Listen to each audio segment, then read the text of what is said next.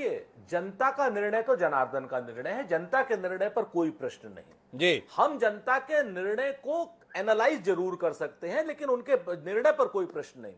जनता का निर्णय है क्यों? जनता का निर्णय है सिर्फ और सिर्फ सांप्रदायिकता को बढ़ावा देने के लिए। भारतीय जनता पार्टी की मशीनरी ने जिस तरीके से लेकर के अर्श से लेकर फर्श तक सांप्रदायिकता के बीच को विश्वमन किया है, आप देखिए आज की डेट में भारतीय जनता पार्टी ने पूरे देश में, पूरे मीडिया पर, पूरे संवैधानिक संस्थानों पर, तमाम और जगहों पर एकदम एक अधिकार सा कर लिया। हिमांशु भाई, आप इस बात से भी इत्तेफाक रखेंगे मेरी कि अगर आज ईमानदारी से आप जैसे ही अगर एक महीना सारा मेन स्ट्रीम का मीडिया पूरा ईमानदारी से विश्लेषण करने का मौका दे दे, मोदी जी की सरकार गिर जाएगी। रीजन क्या है कि हर स्टेट में आप देखें, सीबीआई के ऊपर रात में 1:30 बजे रेड, 5 जजेस सुप्रीम कोर्ट से जनता के बीच में आते हैं, आपके सामने हैं। इलेक्शन कमीशन ऑफ इंडिया के ऊपर किस तरीके से आरोप लग रहे हैं कि 19 लाख ईवीएम का पता नहीं है, आपके सामने है। ये सारी की सारी चीजें, बावजूद इसके भी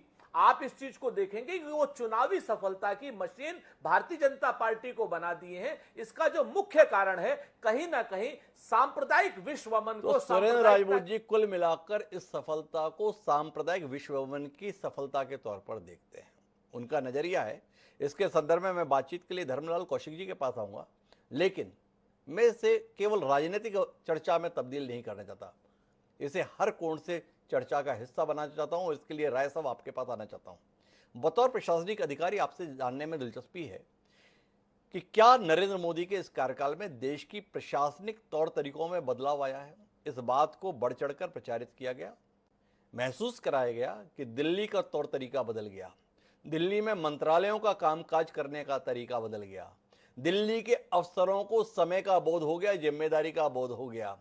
9 बजे अब दिल्ली के मंत्रालय में खाली कुर्सियां नहीं बल्कि भरी हुई कुर्सियां दिखाई देती हैं। अधिकारी अब मीटिंगों से गैर हाजिर नहीं रहते हैं। क्या यह बदलाव वाकई है? क्या आप स्वयं बतौर प्रशासनिक अधिकारी इस बदलाव को महसूस कर पाते हैं? क्या आप मानते हैं कि नरेंद्र मोदी का देश का प्रधानमंत्री बनना देश की प्रशासनिक व्यवस्था में कोई बदलाव ला पाया?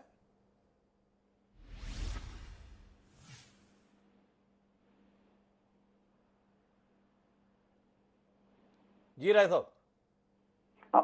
आज ये मुझे मालूम नहीं था, आपने मुझसे पूछा है। जहां तक मैं समझता हूं कि सबसे पहले तो माननीय प्रधानमंत्री जी पूरे देश के होते हैं जी, और वो सभी व्यक्तियों की तरह वो भी सामान्य परिस्थिति से उठ के आए हैं, यहाँ तक पहुंचे हैं। तो उनके जन्मदिन पर उन्हें बधाई तो सबको देना ही चाहिए। ये उम्मीद भी करना चाहिए कि वो दीर्घायु हों, स्वस्थ रहें और देश की सेवा करते रहें और भी अच्छे से करते रहें।